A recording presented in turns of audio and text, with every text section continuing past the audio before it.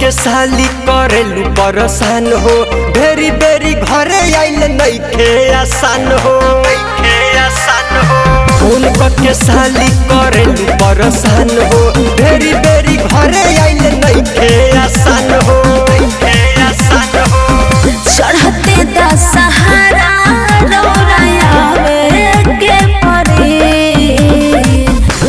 ए जीजा जी सासाराम के मेलावा दे खावे के परी ए जीजा जी सासाराम के छोलावा खियावे के परी। बोला बोला पटना वाली पटन देवी मैया की।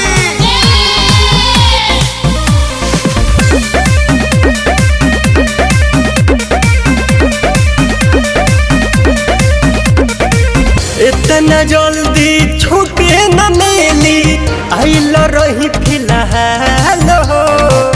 बड़ी सुंदर लागेला ये जीजा पाटन के पंडाल हो। इतना जल्दी छूटे न मिली आइल रही फिलहाल हो। बड़ी सुंदर लागेला ये जीजा पाटन के पंडाल हो।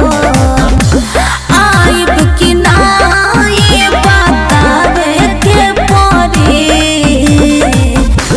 ए जीजा जियारा के मेलावा दे खावे के परी ए जीजा जी हमारो के चरखी पगो मावे के परी। बोला बोला मैहर वाली मैया की।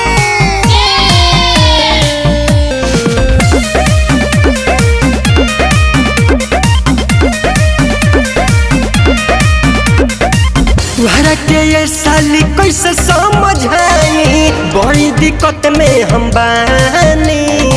कौनो बहाना तोहर अब की न चली ए जीजा परदीप तूफानी।